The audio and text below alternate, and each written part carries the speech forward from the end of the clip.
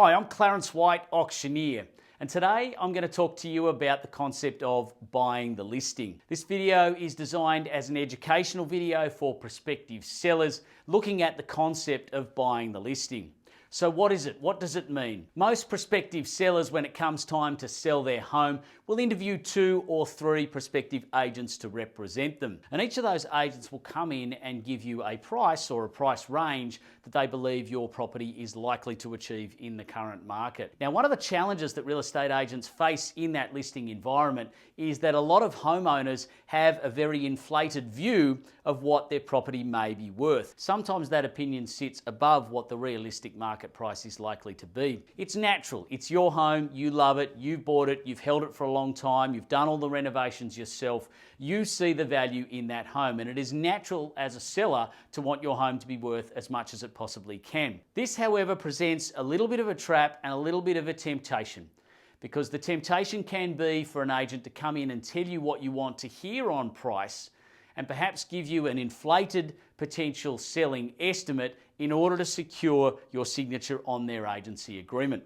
This is what we call, in industry terms, buying the listing. The sad reality in real estate is that a lot of prospective sellers do reward the agent who comes in and tells them the highest price with their signature on an agency agreement. That's a very dangerous pastime. The unfortunate reality of making a decision on which agent you go with based on the selling price that they gave you is that sometimes you can reward the agent who told you the biggest lie. And unfortunately, those vendors often spend the next 4 weeks or so having that agent gradually try and move their expectations down and down and down to a much more realistic level. That can be frustrating for vendors. They can feel a little bit cheated by that process. So it's probably better to avoid awarding the listing to the agent that tried to buy it from you in the first place, to avoid all that heartache. So how do we avoid falling into the trap of letting an agent buy the listing? Firstly, you need to look really closely at the price that each agent that you interview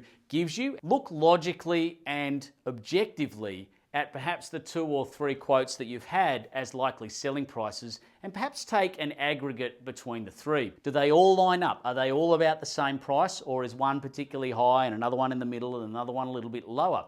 Try and find an aggregate across those prices that makes sense. Do some of your own research with regards to other properties that are similar to yours that have sold in the area. You also need to look closely at the evidence that each agent has provided to back up their estimate, and that usually comes in the form of comparable sales. A good agent will always supply to you comparable sales that demonstrate why they believe your home is worth what they have said it's worth. You need to look at the comparable sale evidence objectively and reasonably. Try and resist the temptation of being like most homeowners and looking at the comparable sales and going, my home's better than that home.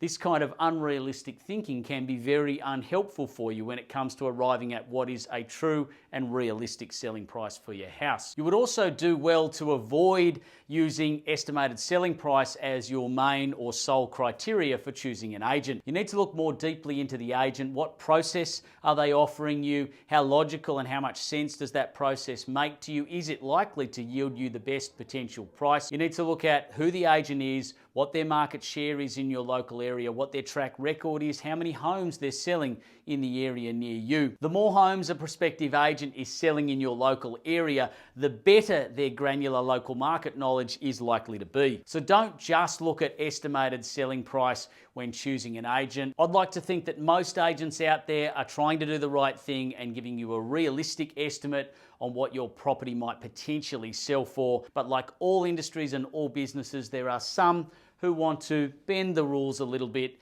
in order to secure more business. In an ideal world, you should reward the agent who is willing to tell you the truth about what your home might be worth with your signature on their agency agreement, rather than the agent that was willing to come in and tell a lie. So this video is really just designed as an educational tool for prospective sellers to help you make a good choice when selecting a prospective selling agent. At the end of the day, every good agent is going to be working for as much as they can possibly get on your home. So just because the estimate may be a little bit lower than perhaps what you're hoping it's worth, doesn't mean that that agent isn't going to be pushing and working and doing everything in their power to maximize the value of your home. He's wishing you the best of luck with your upcoming selling campaign. I hope this video helps you on your journey, and if we can be of any assistance, particularly with the auction element of your campaign, don't be afraid to reach out.